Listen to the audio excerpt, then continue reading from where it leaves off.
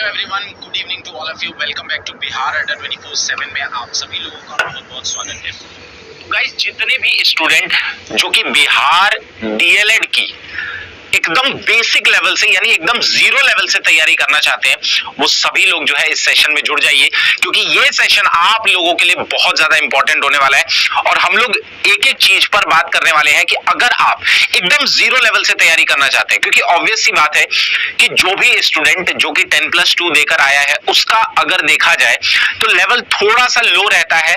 और अगर आप पहला एक एग्जाम दे रहे हो जो कि आपका एंट्रेंस टेस्ट है, तो कहीं ना कहीं ये कंपटीशन के लेवल का एग्जाम होने वाला है, तो उसको आपको कैसे टैकल करना है वो यहां पर मैं आपको बताने वाला हूं।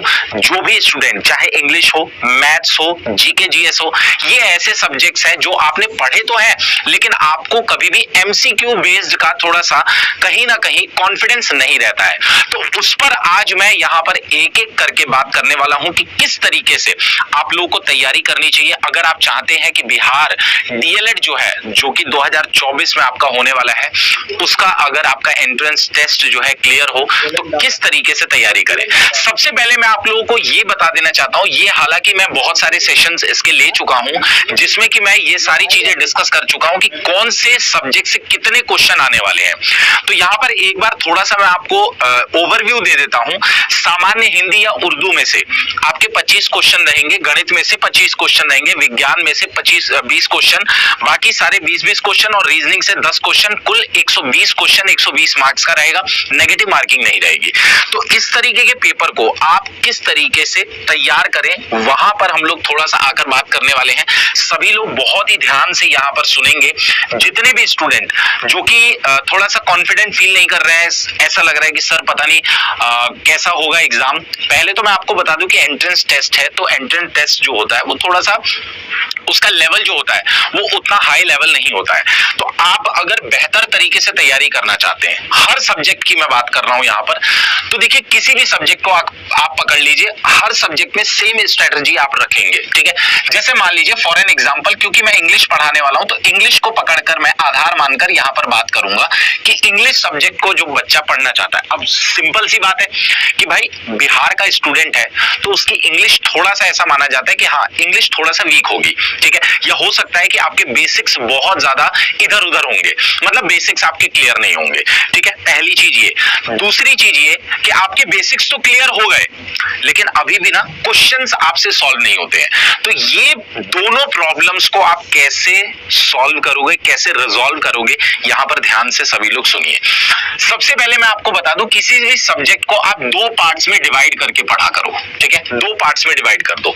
सबसे पहला पार्ट होना चाहिए कि आप पूरा बेसिक्स उसका क्लियर करो, क्योंकि अगर आप अभी से तैयारी में जुट जाते हो ना तो आपके पास एक सफिशिएंट टाइम होगा और उस सफिशिएंट टाइम में आप अच्छे से प्रिपरेशन कर पाओगे, ठीक है। आपने बेसिक्स क्लियर करना है, उसके बाद आपका फिर एक पार्ट होता है that is called practice part, ठीक है। प्रैक्टिस पार्ट, ये दो पार्ट्स को आपको इस तरीके से डिवाइड करके पढ़ाई करना है। फॉर एन एग्जांपल, जैसे मान लीजिए आपने एक चैप्टर पढ़ा, देखिए तरीका क्या होना चाहिए, जीरो लेवल से मैं बता रहा हूं, एकदम जीरो लेवल से, ठीक है। जैसे मान लीजिए कि आपको इंग्लिश का कुछ भी नहीं आता है, ठीक है। आपने क्या करना है, सबसे पहले नाउन चैप्टर पढ़ना है। मतलब जैसे मान लीजिए आपने नाउन चैप्टर पढ़ा, नाउन चैप्टर के पूरे बेसिक्स यहां पर आपने अपने क्लियर कर लिए, ठीक है। बेसिक्स क्लियर किए।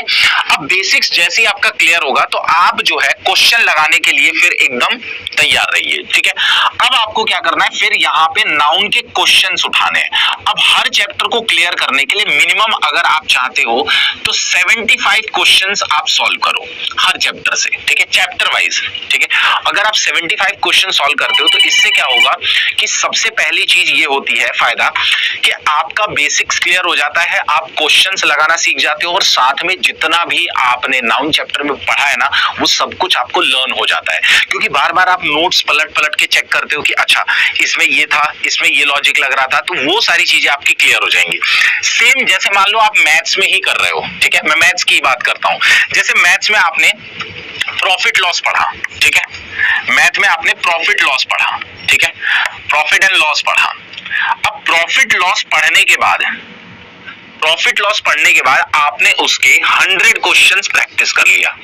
अब देखो 100 क्वेश्चंस प्रैक्टिस करने के इससे क्या फायदा होगा? सबसे पहले आपके सारे कॉन्सेप्ट्स क्लियर हो गए यहाँ पर, ठीक है, और उसके बाद आपकी स्पीड भी बन गई, क्योंकि जितना ज्यादा प्रैक्टिस करते हो ना उतना ज्यादा आपकी स्पीड जो है वो क्या होती है, एनहेंस होती है। तो यहाँ पर आपको दो फायदे होंगे, ठीक है। अच्छा, जब आप पूरा चैप्टर वाइज प्रैक्टिस कर लो, जैसे रीजनिंग हो गया, तो रीजनिंग में मान लीजिए आपने 22 चैप्टर पढ़ा, ठीक है, पासा 22 चैप्टर पढ़ा, तो 22 चैप्टर के आपने यहाँ पे 50 क्वेश्चंस लगा लिए, ठीक है। तो सबसे पहली स्ट्रेटजी आपकी ये होनी चाहिए कि मुझे बेसिक्स क्लियर करना है, और उसके बाद यहाँ पर उसके सारे के हर चैप्टर के चैप्टर वाइज क्वेश्चंस लगाने हैं। जब आपका ये चीज क्लियर हो जाएगा ना, तो थोड़ा आप कॉन्फिडेंट फील करोगे। उसके बाद फिर आपको मिक्स प्रैक्टिस चालू करना है। अब मिक्स प्रैक्टिस क्यों सर?